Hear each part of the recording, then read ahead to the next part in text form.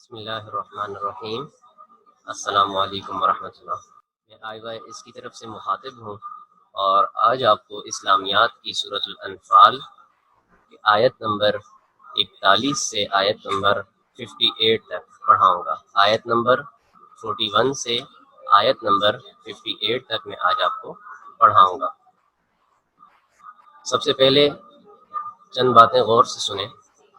پہلی بات یہ کہ درس کے دوران ریز ہینڈ نہ کریں، اپنی کتاب اپنے پاس رکھیں، اپنے سامنے کھول کے رکھیں اور کاپی اور پینسل اپنے پاس رکھیں۔ جو بات سمجھ میں نہ آئے وہ درس کے آخر میں چیٹ میں پوچھ لیجیے۔ اب ہم باقاعدہ طور پہ سورۃ الانفال شروع کرتے ہیں۔ سب سے پہلے سورۃ الانفال کے مختصر سے تعارف کی طرف ہم جاتے ہیں، اور وہ یہ ہے کہ انفال کا مطلب ہے مال غنیمت۔ انفال کا مطلب ہے مال غنیمت، اور موضوعات و مضامین اللہ تعالیٰ کے انعامات، میراث کے احکامات و مسائل، جنگ کے مسائل اور مال غنیمت کے احکامات، یہ تین چیزیں اس کے موضوعات اور اس کے مضامین ہیں۔ زمانہ نزول، یہ صورت نازل کب ہوئی؟ جنگ بدر کے بعد نازل ہوئی ہے 2 ہجری میں۔ دور نزول اس کا ہے مدنی دور۔ اس کا دوسرا نام یوم الفرقان ہے، اور اس کے رکوعات کی تعداد 10 اور سورت کا نمبر جو ہے وہ 8ویں نمبر پر یہ موجود ہے۔ 12 نمبر 9 اور 10 میں یہ سورت موجود ہے، اور اس کی کل آیات 75 ہیں۔ ہم سورت کی طرف چلتے ہیں۔ چونکہ آپ گزشتہ کلاس میں ابتدا سے انتہا تک اس سورت کو پڑھ چکے ہیں، آیت نمبر 40 تک اس سورت کو آپ پڑھ چکے ہیں۔ آج ہم آیت نمبر 41 سے آگے انشاءاللہ شروع کریں گے۔ اعوذ باللہ من الشیطان الرجیم، بسم اللہ الرحمن الرحیم۔ وَاعْلَمُوا أَنَّمَا غَنِمْتُم مِّن شَيْءٍ فَأَنَّ لِلَّهِ خُمُسَهُ وَلِلرَّسُولِ وَلِذِي الْقُرْبَى وَالْيَتَامَى وَالْمَسَاكِينِ وَابْنِ السَّبِيلِ۔ اللہ تعالیٰ اس میں فرما رہے ہیں وَاعْلَمُوا، جان رکھو، انما غنمتم من شیء، جو چیز تم غنیمت کے طور پر لاؤ۔ غنیمت کسے کہتے ہیں؟ جب جنگ ہوتی تھی، میدان جنگ میں جب مسلمان فتح یاب ہو جاتے اور غیر مسلم جب شکست خوردہ ہو جاتے، تو اس وقت جو مال مسلمانوں کے ہاتھ آتا اس مال کو مال غنیمت کہا جاتا تھا۔ اس مال غنیمت کے احکامات یہاں پر بیان ہو رہے ہیں کہ مال غنیمت کا جو 5واں حصہ ہے وہ اللہ کا ہے، اور اس کے مال غنیمت اللہ کے لیے ہے، اور 5واں حصہ جو ہے وہ اللہ رب العزت کا حصہ ہے جو رسول صلی اللہ علیہ وآلہ وسلم کو دیا جائے گا۔ اب آپ صلی اللہ علیہ وسلم اس کو کہاں خرچ کریں گے؟ آیت میں وضاحت کے ساتھ آ رہا ہے، غور سے سنیے۔ وَاعْلَمُوا أَنَّمَا غَنِمْتُم مِّن شَيْءٍ فَأَنَّ لِلَّهِ خُمُسَهُ، اور جان رکھو کہ جو چیز تم کفار سے غنیمت کے طور پر لاؤ، فَأَنَّ لِلَّهِ خُمُسَهُ، اس میں سے 5واں حصہ خدا کا ہے، وَلِلرَّسُولِ، اور اس کے رسول کا ہے، یعنی وہ 5واں حصہ اللہ تعالیٰ کا ہے۔ اللہ تعالیٰ کو آپ کیسے دیں گے؟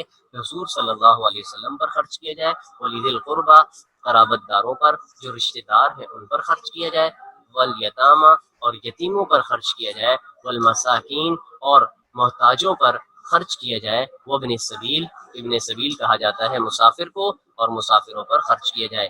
ان کنتم آمنتم باللہ، اگر تم ایمان رکھتے ہو اللہ پر، وما انزلنا علی عبدنا یوم الفرقان، اور وما انزلنا، اور جو ہم نے نازل کیا، ٹھیک ہے، وما انزلنا علی عبدنا، اور جو ہم نے نازل کیا، یعنی مطلب جو ہم نے اتارا کیا چیز تھی، وہ آگے اس کی وضاحت آ رہی ہے، علی عبدنا، اپنے بندے پر، یوم الفرقان یعنی جنگ بدر میں، یوم التقى الجمعان، جس دن دونوں فوجوں میں مٹ بھیڑ ہو گئی۔ مٹ بھیڑ کا مطلب یہ کیا ہے کہ دونوں فوجیں آمنے سامنے ہو گئی اور ان میں جنگ ہو گئی، اسے مٹ بھیڑ کہا جاتا ہے۔ واللہ علی کل شیء قدیر، اور اللہ تعالیٰ ہر چیز پر قادر ہے۔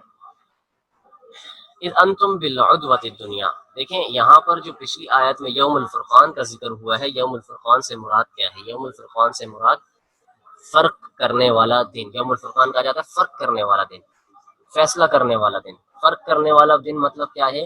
حق و باطل کو جدا کر دینے والا دن۔ پتہ چل گیا، کھل کے سامنے آ گیا کہ حق کون تھا اور باطل کون تھا، حق پر کون تھا اور باطل کون تھا۔ یہ بدر کے دن پتہ چل گیا کہ اللہ رب العزت کی مدد کس کے ساتھ تھی اور تباہ و برباد کون لوگ ہوئے۔ اس جنگ کا میں تھوڑا سا پس منظر آپ کے سامنے پیش کرتا ہوں کہ مسلمان جب مکہ سے نکل کر مدینہ ہجرت کر کے چلے گئے، مسلمانوں کو مختلف قسم کی اذیتیں دی جانے لگیں۔ آپ صلی اللہ علیہ وآلہ وسلم کو اللہ تعالیٰ کی طرف سے حکم ہوا، ابو سفیان ایک قافلے کو تجارتی قافلے کو لے کر جا رہے تھے، واپسی آ رہے تھے تجارت کے بعد، تو مسلمانوں نے ارادہ کیا کہ ہم ان سے جنگ کریں گے اور جیت جائیں گے۔ لیکن جب مسلمان ان کے ساتھ جنگ کے لیے نکلے تو اس وقت اس قافلے کو، ابو سفیان کے قافلے کو خبر ہو گئی۔ انہوں نے ابو جہل کو پیغام دے بھیجا کہ بھائی یہاں تو یہ مسئلہ ہو گیا کہ مسلمان ہم پر حملہ کرنے والے ہیں۔ چنانچہ انہوں نے دوسرا رستہ اختیار کیا اور وہ سمندر کے کنارے سے نکل کر مکہ مکرمہ جا پہنچے، جبکہ ابو جہل نے ایک بہت بڑا قافلہ تیار کیا اور مسلمانوں کے مقابلے کے لیے 1000 کا لشکر لے کر مسلمانوں کے مقابلے میں آ کھڑا ہوا۔ ٹھیک ہے، تو اس دن مسلمانوں کو فتح ہوئی، اللہ تعالیٰ کے فرشتے نازل ہوئے مدد کے لیے، تو پتہ چل گیا کہ حق اور باطل میں اس دن فرق ہوا کہ حق کون ہے اور باطل کون ہے، صحیح کون ہے اور غلط کون ہے۔ واللہ علی کل شیء قدیر، اور اللہ تعالیٰ ہر چیز پر قادر ہے۔ اذ انتم بالعدوۃ الدنیا وهم بالعدوۃ القصویٰ، جس وقت تم مدینے سے قریب کے ناطے پر، مسلمان مدینے میں رہ رہے تھے نا، مدینے سے قریب ایک طرف تھے، اور چونکہ کفار مکہ اور مشرکین جو ہیں وہ مکہ کے قریب تھے، تو وہ مکہ سے نکلے تھے تو وہ وہاں پر تھے۔ تو یہاں پر اللہ تعالیٰ فرما رہے ہیں جب تم مدینے سے قریب کے ناکے پر تھے، وہم بالعدوۃ القصویٰ، اور کافر بعید کے ناکے پر، یعنی کافر دور تھے، اور چوکیاں جس طرح بنی ہوئی تھیں، یعنی کہ گیٹ بنے ہوئے تھے، جو مدینے کے گیٹ ہے اس کے قریب مسلمان تھے، مدینے کے ٹول پلازا کے قریب مسلمان تھے، اور مکہ کے مدینے کے ٹول پلازا سے جو دور تھے وہ کون تھے؟ کفار تھے۔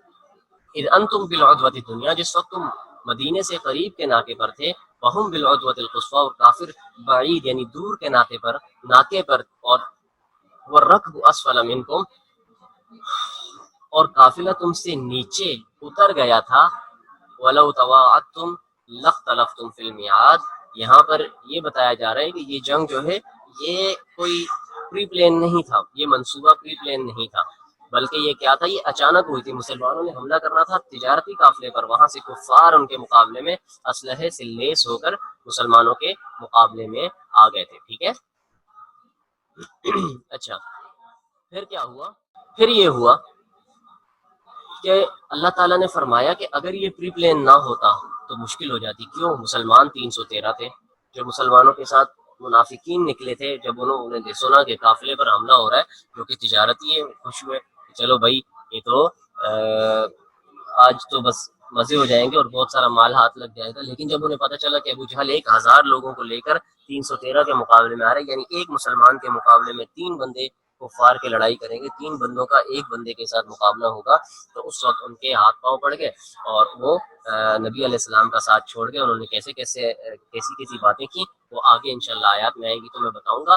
خیر، اللہ تعالیٰ فرما رہے ہیں کہ اگر یہ کوئی پری پلان جنگ ہوتی، وَلَوْ تَوَاعَدْتُمْ لَاخْتَلَفْتُمْ فِي الْمِيعَادِ، اگر آپس میں وقت متعین کرتے کہ ہاں فلاں جگہ جنگ ہوگی، جمع ہو جائیں گے، تو پھر کیا ہو جاتی؟ تقدیم و تاخیر ہو جاتی، کوئی لیٹ ہو جاتا، کوئی جلدی آ جاتا۔ کیا مطلب یہ ہے کہ اس وقت جب دیکھتے کہ بھائی یہ تو کفار اتنے زیادہ ہیں اور مسلمان اتنے کم ہیں، تو ہم تو کبھی نہیں کر سکتے جنگ، تو یہ مسلمانوں کے دل کمزور ہونا شروع ہو جاتے۔ لیکن جیسے ہی مسلمانوں کے مقابلے میں وہ لوگ آئے، کفار آئے، تو تب مسلمانوں نے ہمت باندھی، اور جو صحیح مسلمان تھے، جو منافقین نہیں تھے، انہوں نے جنگ کی، اور وہ کیسے جیتے یہ ساری باتیں انشاءاللہ آگے آئیں گی۔ وَلَٰكِن لِيَقْضِيَ اللَّهُ أَمْرًا كَانَ مَفْعُولًا، لیکن خدا کو منظور تھا کہ جو کام ہو کر رہنے والا تھا اسے کر ہی ڈالا۔ اللہ تعالیٰ کو منظور ہی یہ تھا کہ یہ جنگ ان کی آپس میں پری پلان نہیں ہوگی، بلکہ یہ جو جنگ ہوگی، یہ جنگ ایک اچانک کی ہوگی، یہ جنگ جو ہے ان کے وہم و گمان میں بھی نہیں ہوگا، میں اس طرح سے ان کے ساتھ ان کا مقابلہ کرواؤں گا۔ لِيَهْلِكَ مَنْ هَلَكَ عَنْ بَيِّنَةٍ وَيَحْيَىٰ مَنْ حَيَّ عَنْ بَيِّنَةٍ، تاکہ جو مرے بصیرت پر یعنی یقین جان کر مرے، اور جو جیتا رہے وہ بھی بصیرت پر یعنی حق پہچان کر جیتا رہے۔ مطلب یہ ہے کہ پتہ چل جائے کہ ہاں بھائی حق کیا ہے اور باطل کیا ہے، اور جو مسلمانوں کا فوت ہوگا وہ شہید ہے، اور جو کفار کا مردار ہوگا، جو مارا جائے گا، وہ مطلب کیا ہے، وہ جس طرح کہتے ہیں نا کہ جانور یا حلال ہوتا ہے یا مردار ہو جاتا ہے، ضائع ہو جاتا ہے، اس طرح ان کی زندگی، ان کی جانیں ضائع ہو جائے گی۔ وَإِنَّ اللَّهَ لَسَمِيعٌ عَلِيمٌ، اور کچھ شک نہیں کہ خدا سنتا جانتا ہے۔ اِذْ يُرِيكَهُمُ اللَّهُ فِي مَنَامِهِ قَلِيلًا، اللہ رب العزت نے حضور صلی اللہ علیہ وسلم کو خواب میں کافروں کی تھوڑی سی تعداد دکھائی تھی کہ ان سے جنگ ہو رہی ہے۔ اس وقت خدا نے تمہیں خواب میں کافروں کی تھوڑی تعداد میں، کافروں کو تھوڑی سی تعداد میں خدا نے دکھایا، قلیلہ تھوڑی سی تعداد، ولو اراکہم اور اگر تمہیں دکھاتا، یعنی مسلمانوں کو اگر دکھاتے، آپ علیہ السلام کو دکھاتے کثیرن بہت زیادہ، تو جو مسلمان تھے، جب مسلمانوں کو پتہ چلتا کہ اتنے زیادہ ہیں، لفشلتم تو وہ جھگڑا کرتے ہی نہیں، جو کام میں جھگڑنے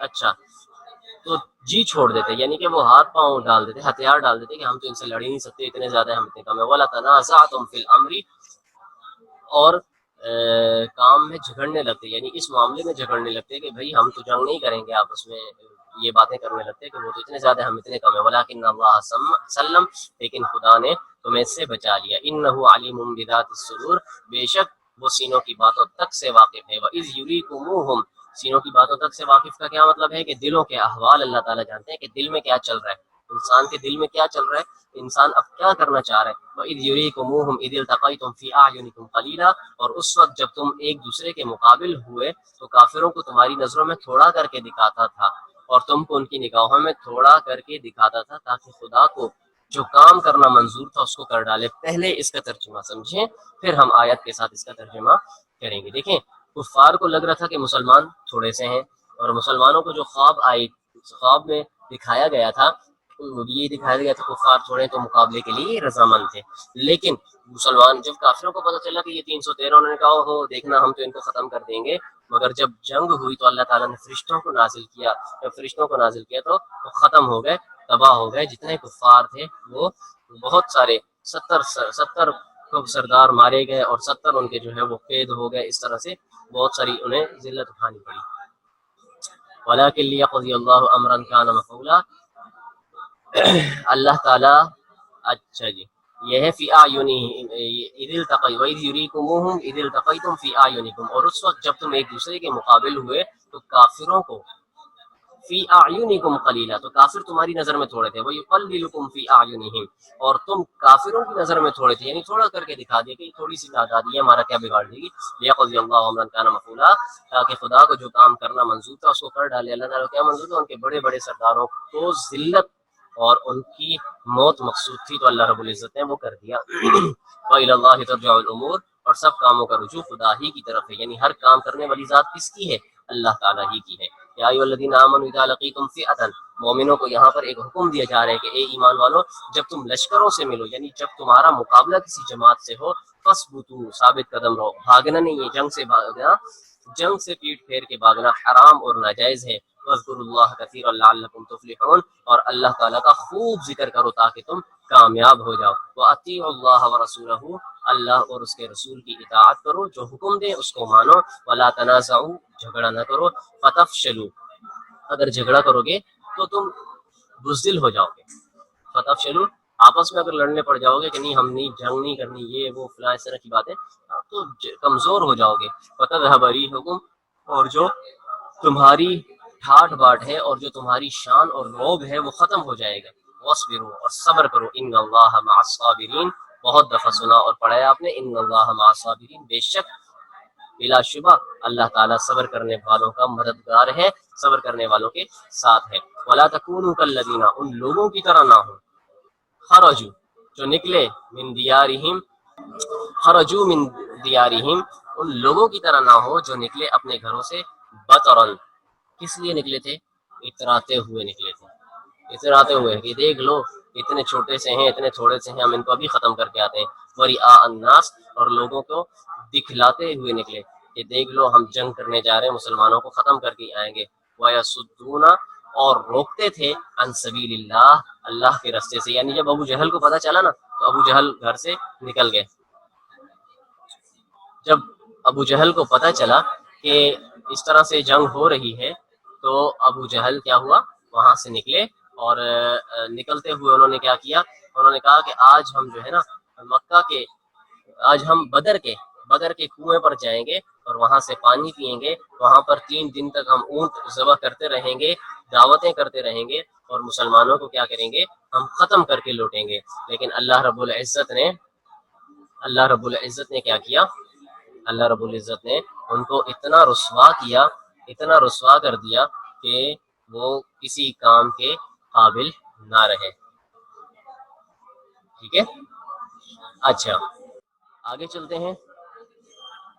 عن سبیل اللہ، اللہ کے راستے سے روکتے تھے، واللہ بما، یعنی مسلمان ہونے سے لوگوں کو روکتے تھے، واللہ بما یعملون محیط، اور جو کچھ وہ کرتے ہیں اللہ تعالیٰ اس کا احاطہ کی، اس کو گھیرے ہوئے، اللہ تعالیٰ کو پتہ ہے کہ یہ کر رہے ہیں۔ وَإِذْ زَيَّنَ لَهُمُ الشَّيْطَانُ أَعْمَالَهُمْ، اور جب شیطانوں نے ان کے اعمال ان کو آراستہ خوبصورت کر کے دکھایا، جو تم الٹے کام کر رہے ہو، شیطان ہمیشہ خوبصورت کر کے دکھاتا ہے کہ بھائی یہ جو الٹا کام ہے اس میں بڑا مزہ ہے، یہ کر گزرو۔ شیطان وَإِذْ زَيَّنَ لَهُمُ الشَّيْطَانُ أَعْمَالَهُمْ، جب شیطانوں نے ان کے اعمال کو آراستہ کر کے سجا کے پیش کیا ان کے سامنے، وَقَالَ لَا غَالِبَ لَكُمُ الْيَوْمَ مِنَ النَّاسِ، اور کہا کہ آج کے دن لوگوں میں سے کوئی تم پر غالب نہیں آئے گا، تمہاری تعداد، تمہاری شان شوکت، تم دیکھو کتنے تیز ترار ہو، لیکن کیا ہوا آگے دیکھیں، وَإِنِّي جَارٌ لَكُمْ، اور شیطان کہتا ہے میں تمہارا دوست ہوں بھائی، میں تمہارا پڑوسی ہوں، میں تمہارے ساتھ جو ہے وہ تعاون کروں گا، وَإِنِّي جَارٌ لَكُمْ، اور میں تمہارا رفیق ہوں۔ فَلَمَّا تَرَاءَتِ الْفِئَتَانِ، اور جب دونوں فوجیں ایک دوسرے کے مقابل کھڑی ہو گئیں جنگ کرنے کے لیے، عقیبئی، تو یہی شیطان جو کہہ رہا تھا کہ دیکھو کتنے خوبصورت کام تم کر رہے ہو اور میں تمہارا پڑوسی ہوں، میں تمہارا رفیق ہوں، میں تمہارا دوست ہوں، ساتھی، میں تمہارے ساتھ مل کر جنگ کروں گا، تمہیں مشورے دوں گا۔ اس شیطان کا کیا حال ہوا، جب دونوں فوجیں آپس میں آمنے سامنے ہو گئی مقابلہ کرنے کے لیے، تو وہ شیطان عقیبئی ہی، اپنی ایڑیوں کے بل بھاگا، نکص علی عقیبئی، ایڑیوں کے بل، یعنی کہ وہ الٹے پاؤں بھاگنا، جس سے اردو میں کہتے ہیں نا، شیطان اس طرح سے بھاگا۔ وقال، اور شیطان نے کہا، انی بریء منک، کہ میرا تو تم سے کوئی واسطہ ہی نہیں ہے، میں تو تمہیں جانتا ہی نہیں ہوں۔ ٹھیک ہے، کیوں کہا میں بتاتا ہوں، انی اری ما لا ترون، شیطان کہہ رہا تھا کہ میں تو ایسی چیز دیکھ رہا ہوں جو تم نہیں دیکھتے، انی اخاف اللہ، میں خدا سے ڈر لگتا ہے مجھے۔ کیا چیز دیکھ رہا تھا شیطان؟ فرشتوں کی مدد اتر رہی تھی، مسلمانوں کی آنکھیں تو فرشتوں کو نہیں دیکھ، یعنی انسانوں کی آنکھیں تو فرشتوں کو نہیں دیکھ پا رہی تھیں، لیکن شیطان، چونکہ ہم شیطان کو نہیں دیکھ پاتے، تو شیطان اس وقت فرشتوں کو دیکھ کر وہ خوف زدہ ہو گیا اور وہاں سے بھاگ گیا۔ واللہ شدید العقاب، اور اللہ تعالیٰ سخت عذاب دینے والے ہیں۔ اذ یقول المنافقون، جب جنگ کا وقت آیا تو جب مسلمانوں کو پتہ چلا کہ بھائی کفار کا 1000 کا لشکر مقابلے کے لیے آ رہا ہے، تو جو مسلمانوں میں منافق لوگ موجود تھے، اس وقت منافق لوگوں نے کہا، والذین فی قلوبہم مرض، اور ان کے ساتھ جو لوگ ایسے تھے کہ جن کے دلوں میں کوئی کجی تھی، کوئی کمزوری تھی، جن کے دلوں میں مرض تھا، غر ہؤلاء دینہم، دلوں میں مرض کا مطلب یہ نہیں کہ کوئی بیماری تھی ان کو، بلکہ ان کو ظاہری نہیں تھی، روحانی بیماری تھی، ان کی روح بیمار تھی۔ ان کی روحانی بیماری کیا تھی کہ انہوں نے جنگ نہیں کرنی، کمزوری تھی ان کے اندر ایمان کی، ٹھیک ہے، ایمان کی کمزوری تھی۔ اچھا انہوں نے کیا کہا، غر ہؤلاء دینہم، کہ ان لوگوں کو یعنی مسلمانوں کو ان کے دین نے مغرور کر رکھا ہے کہ ہاں بھائی ہمارا مذہب حق ہے، ہمارا مذہب یہ، ہمارا مذہب وہ ہے، یہ اس بات کو سوچتے ہوئے جنگ کرنے کے لیے نکل رہے ہیں، لیکن ان کو یہ نہیں پتا کہ ان کو یہ نہیں پتا کہ مسلمانوں کے مقابلے میں جو لشکر آ رہا ہے وہ کتنا بڑا ہے، اس کی تعداد کتنی زیادہ ہے، ان کو یہ نہیں پتا۔ جبکہ اللہ رب العزت نے کیا فیصلہ کیا ہوا تھا، وَمَن يَتَوَكَّلْ عَلَى اللَّهِ فَإِنَّ اللَّهَ عَزِيزٌ حَكِيمٌ، جو شخص اللہ تعالیٰ پر بھروسہ رکھتا ہے، اللہ تعالیٰ پر یقین رکھتا ہے، اللہ تعالیٰ پر توکل کرتا ہے، فَإِنَّ اللَّهَ عَزِيزٌ حَكِيمٌ، اللہ تعالیٰ غالب ہے، ہر چیز پر غالب آنے والی ذات کس کی ہے؟ اللہ تعالیٰ کی، اور حکمتوں والی ذات اللہ رب العزت ہی کی ہے۔ وَلَوْ تَرَىٰ إِذْ يَتَوَفَّى الَّذِينَ كَفَرُوا، اور کاش تم اس وقت دیکھو جب فرشتے کافروں کے ساتھ کیا کر رہے تھے، کفر الملائکۃ، جب فرشتے کافروں کی جانیں نکالتے ہیں تو ان کے چہروں پر بھی مارتے ہیں، ان کی پیٹھ پر بھی مارتے ہیں، ٹھیک ہے، کوڑے اور ہتھوڑے وغیرہ یہ ساری چیزیں مارتے ہیں جب ان کی روح قبض ہو رہی ہوتی ہے، ان کو تکلیف دیتے ہیں۔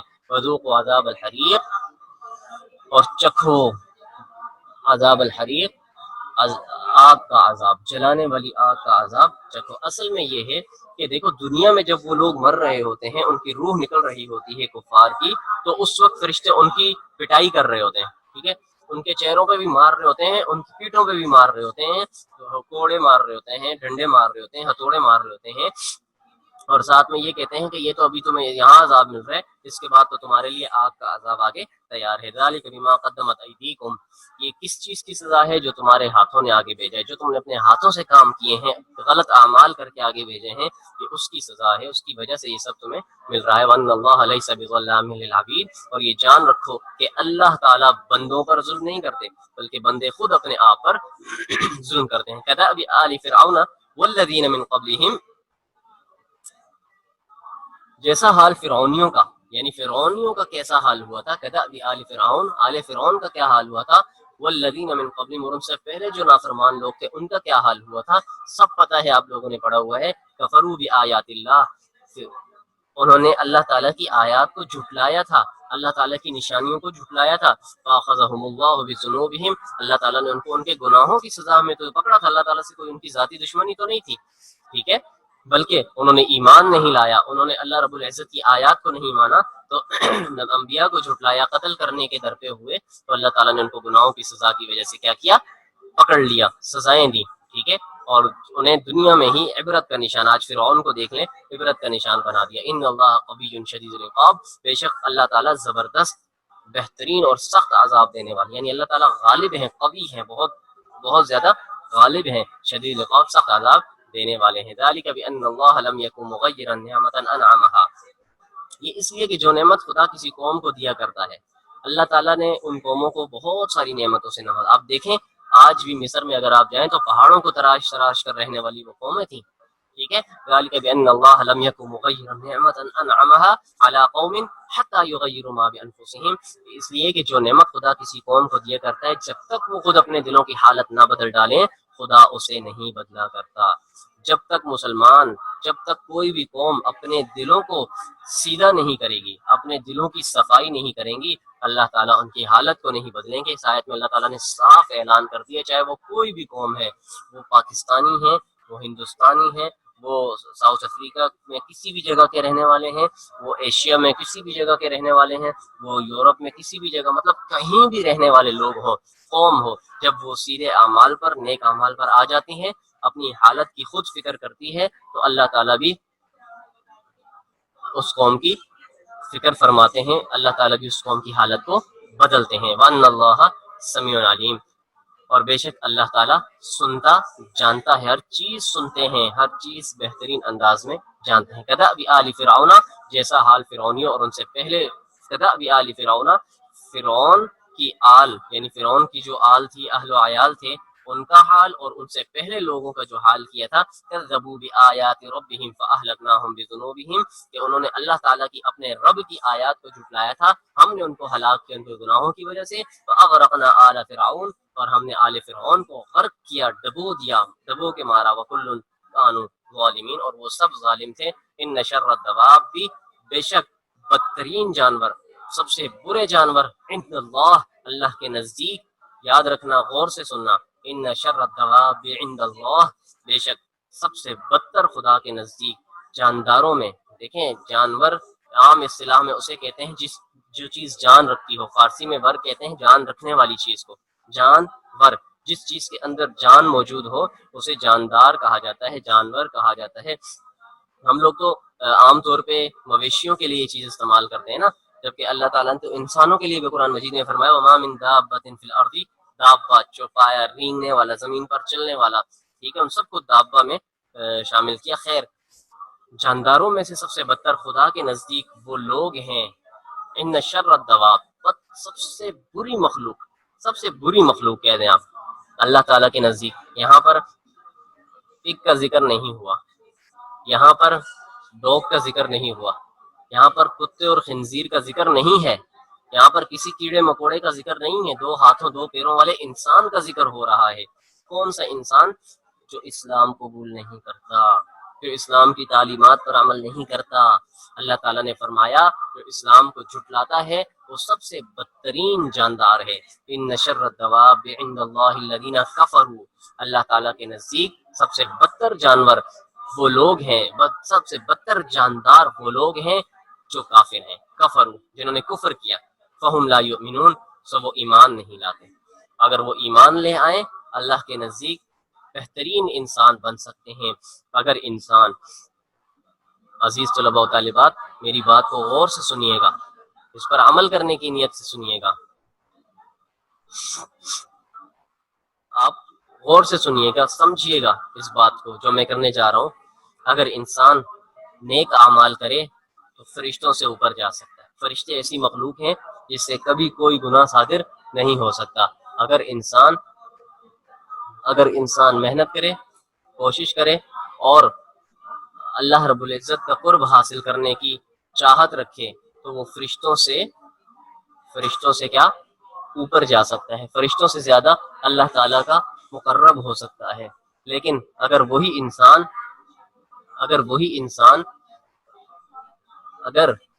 انسان کفر کرے، گناہ کرے، برائیاں کرے تو وہ انسان جانوروں سے بدتر ہو سکتا ہے. یہ آیت ہی کہہ رہی ہے ان شر الدواب عند اللہ الذین کفروا فہم لا یؤمنون، جانداروں میں سب سے بدتر خدا کے نزدیک وہ لوگ ہیں جو کافر ہیں، ایمان نہیں لاتے. الذین عاہدت منہم ثم ينقضون عہدہم فی کل مرۃ وہم لا یتقون، جن لوگوں سے تم نے صلح کی، حضور صلی اللہ علیہ وسلم نے صلح کی تھی، ٹھیک ہے، جن لوگوں سے تم نے صلح کا عہد کیا پھر وہ ہر بار اپنے عہد کو توڑ ڈالتے ہیں اور خدا سے نہیں ڈرتے. ٹھیک ہے، اللہ تعالیٰ سے نہیں ڈرتے. صلح کیا تھی کہ بھائی جنگ نہیں کریں گے، امن سے رہیں گے. ٹھیک ہے، اب اگر وہ بار بار اپنی صلح کے عہد کو توڑ ڈالتے ہیں اور خدا سے نہیں ڈرتے تو ان کے بارے میں کیا ہے فَإِمَّا تَثْقَفَنَّهُمْ فِي الْحَرْبِ، اگر تم ان کو لڑائی میں پاؤ، یعنی تمہاری ان سے لڑائی ہو جائے اور حرب جنگ میں لڑائی میں ان کو پالو، تمہارے ہاتھ آ جائے، فَشَرِّدْ بِهِمْ مَنْ خَلْفَهُمْ لَعَلَّهُمْ يَذَّكَّرُونَ، ایسی سزا دو ان کو ایسی سزا دو کہ جو لوگ ان کے پس پشت ہیں وہ ان کو دیکھ کر بھاگ جائیں. وَإِمَّا تَخَافَنَّ مِنْ قَوْمٍ خِيَانَةً، اور اگر تم کو کسی قوم سے دغا بازی کا خوف ہو کہ یہ ہمیں دھوکہ دیں گے، ہم سے صلح تو کر لی لیکن یہ ہم کو دھوکہ، اصل میں وہاں پر مسلمانوں کی صلح ہوئی تھی قبیلے سے، اس قبیلے نے مسلمانوں کو کیا کیا، ایذا پہنچائی، تکلیف پہنچائی. ٹھیک ہے، بہرحال یہ اگلے سبق میں تفصیلی طور پر آپ کے سامنے آئے گا اگلی آیات میں. وَإِمَّا تَخَافَنَّ مِنْ قَوْمٍ خِيَانَةً، اور اگر تمہیں خوف ہو کسی قوم کا کہ وہ تم سے خیانت کرے گی کہ ہاں ہم نے عہد تو کر لیا لیکن وہ عہد توڑیں گے، وہ اپنا وعدہ توڑیں گے، فَامْبِزْ إِلَيْهِمْ عَلَىٰ سَوَاءٍ، انہی کی طرف پھینک دو اور برابر کا جواب دو، یعنی ان کا عہد واپس اٹھا کے ان کے منہ پہ مار دو کہ یہ لو اپنا عہد جس کی تم پاسداری ہی نہیں کر سکتے. فَامْبِزْ إِلَيْهِمْ عَلَىٰ سَوَاءٍ، تو برابری کا جواب دو ان کو اور ان کا عہد اٹھا کے ان کے منہ پہ مار دو، ان کا صلح نامہ ان کے منہ پہ مار دو. ان اللہ لا يحب الخائنین، دیکھ لیں توجہ کریں، اللہ تعالیٰ خیانت داروں کو پسند نہیں فرماتے، اللہ تعالیٰ خیانت داروں کو پسند نہیں فرماتے، امانت داروں کو پسند فرماتے ہیں. اللہ تعالیٰ دغا بازوں کو، دھوکہ بازوں کو پسند نہیں فرماتے. آج کے سبق سے ہمیں کیا، آج کے درس سے ہمیں کیا سبق حاصل ہو رہا ہے، ہم اس کی طرف آتے ہیں. دیکھیں آخری آیت کو لے کر میں بات کروں گا کہ اللہ تعالیٰ دغا بازوں کو پسند نہیں فرماتے. کسی سے دھوکہ نہ کریں، کسی سے زیادتی نہ کریں، کسی کو تکلیف نہ پہنچائیں، کسی نے امانت رکھوائی ہے اس میں خیانت نہ کریں. ٹھیک ہے، کسی کو دھوکہ نہ دیں. آج کہا جاتا ہے کہ بہت تیز آدمی ہے، جب تیز کی ہم تشریح کرتے ہیں تو تیز کی تشریح کیا ہوتی ہے کہ بڑا دھوکے باز ہے، لوگوں کو زبان تو دیتا ہے کہ اس وقت میں یہ کام کریں گے، زبان ہو گئی بھائی لیکن زبان پہ قائم نہیں رہتا. ٹھیک ہے، تو اس قسم کے لوگوں کو دھوکہ باز کہا جاتا ہے، کہتے ہیں ہاں یہ اس طرح سے ہوگا لیکن وہ اس طرح سے نہیں کرتا، کسی اور انداز میں وہ کام کر کے سامنے والے کو نقصان پہنچاتا ہے، اسے دھوکہ باز کہا جاتا ہے. اور اللہ تعالیٰ نے صاف فرما دیا جو دھوکہ کرے، کفار کے بارے میں فیصلہ ہے کہ ان کا صلح نامہ، ان کا عہد نامہ اٹھا کے ان کے منہ پہ مار دو، ان کو جو انہوں نے دھوکہ کیا ہے اس کے برابر کا ایسا منہ توڑ جواب دو، ان کی سمجھ آ جائے، ان کی عقل ٹھکانے آ جائے کیوں بھائی ہم کیوں ایسا کریں؟ اللہ تعالیٰ نے فرمایا کہ ان اللہ لا يحب الخائنین، کہ اللہ تعالیٰ خیانت کرنے والوں کو پسند نہیں فرماتے۔ ٹھیک ہے، آج کی آیت نمبر 41 سے آیت نمبر 58 تک ہماری مکمل ہوئی۔ اب آگے ہم الفاظ معنی کی طرف چلتے ہیں۔ الکلمات و تراکیب کے نام سے آپ کی کتاب میں بھی موجود ہیں۔ العدوۃ الدنیا، وادی کی کے اس جانب و کنارے، اس جانب و کنارے کو، ایک جانب اور کنارے کو وادی کے کیا کہا جاتا ہے؟ عدوۃ دنیا کہا جاتا ہے۔ والعدوۃ القصوی، اس جانب دوسری جانب اور دوسرا کنارہ، اس کو کہا جاتا ہے یعنی دور کا کنارہ، دوسرا کنارہ جس طرف آپ موجود ہیں وہ عدوۃ الدنیا قریب کا کنارہ ہے، جو دوسرا کنارہ دوسری طرف کا کنارہ ہوگا اس کو عدوۃ القصوی کہا جائے گا۔ لفشلتم، تم ضرور ہمت ہار جاتے، ٹھیک ہے، تو تم مطلب ٹھہر نہیں پاتے ان کے سامنے۔ یقللو، کم کر کے دکھاتا ہے اللہ تعالیٰ، یقللو تھوڑا کر کے دکھاتا ہے۔ الرکب، رکب کہتے ہیں قافلے کو۔ آگے چلتے ہیں۔ فثبتو، تو ثابت قدم رہو، پس ثابت قدم رہو۔ فتفشلو، پس تم ہمت ہار جاؤ گے۔ بطرن، اتراتے ہوئے نکلے تھے نا، بڑا وہ فخر کرتے ہوئے نکلے تھے، دیکھو ہم یہ کر دیں گے وہ کر دیں گے۔ جارن، معاون اور حمایتی، پڑوسی کو بھی جار کہا جاتا ہے۔ تراعت، آمنے سامنے ہوئے، ایک دوسرے کے آمنے سامنے ہونے کو کہتے ہیں تراعت۔ نکسا علی عقبیہ، وہ الٹے پاؤں پھر گیا، یعنی اپنی ایڑیوں کے بل بھاگنے لگا۔ غرہ، خبط میں ڈالنا، دھوکہ دینا۔ عذاب الحریق، جلنے کا عذاب۔ لم یکو مغیرا، وہ بدلنے والا نہیں۔ کدأبی، جیسے، عادت، یعنی کہ دأب کہتے ہیں طریقے کو، جیسے طریقہ، جیسے عادت۔ تدخفن، تم پاؤ۔ شرد، بھگا دو۔ فمبز، پس پھینک دو، ٹھیک ہے۔ آگے چلتے ہیں۔ گھر کا کام، گھر کا کیا کام ہے؟ ہوم ٹاسک ہے آپ لوگوں کا۔ سورۃ الانفال میں مال غنیمت کی تقسیم کے بارے میں کیا حکم دیا گیا ہے؟ کیسے تقسیم ہوگا؟ فَأَنَّ لِلَّهِ خُمُسَهُ وَلِلرَّسُولِ وَلِذِي الْقُرْبَىٰ، پہلی ہی آیت تھی۔ اللہ تعالیٰ نے غزوہ بدر میں مسلمانوں کی کامیابی کے لیے کس کس خصوصی نام و احسان کا ذکر فرمایا؟ کیسے کامیابی ہوئی تھی؟ کفار کے ساتھ مقابلے کی صورت مسلمانوں کو کون سے کام کرنے اور کن باتوں سے بچنے کا حکم دیا گیا ہے؟ سمجھ گئے؟ کیا کام کرنے کے ہیں؟ ثابت قدم رہنا ہے، اور کن باتوں سے بچنا ہے؟ بھاگنا نہیں ہے، تفصیل سے میں نے آپ کو بتایا۔ غزوہ بدر میں مسلمانوں کی نصرت کے لیے اترنے والے فرشتوں کو دیکھ کر شیطان کا رد عمل کیا تھا؟ بھاگ گیا تھا، وہ رکا نہیں تھا، ٹھہرا نہیں تھا۔ سورہ انفال کی آیت کی روشنی بتائیے کہ مسلمانوں کی جہاد کی تیاریاں دیکھ کر منافقین نے کیا تبصرہ کیا؟ کہ یہ غرور کر رہے ہیں اپنے دین پر۔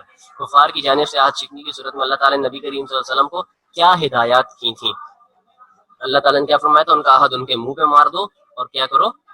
ان کو ان کی برابری کا جواب دو، منہ توڑ جواب دو۔ ان آیات میں فرعون اور آل فرعون کے ہلاکت اور بربادی کے کیا اسباب بیان کیے گئے ہیں؟ کہ ان کے پاس جو بھی انبیاء آتے، ان کے پاس جو بھی اللہ تعالیٰ کی آیات اور نشانیاں آتی، وہ کیا کرتے تھے؟ وہ ان کو جھٹلاتے تھے، ان کو نہیں مانتے تھے، اللہ تعالیٰ کو جھٹلاتے تھے، تو اللہ تعالیٰ نے کیا کیا؟ ان کو ہلاک کر دیا، تباہ و برباد کر دیا۔ انشاءاللہ اگلی کلاس میں ملاقات ہوگی، اپنا خیال رکھیے گا۔ اللہ حافظ، السلام علیکم۔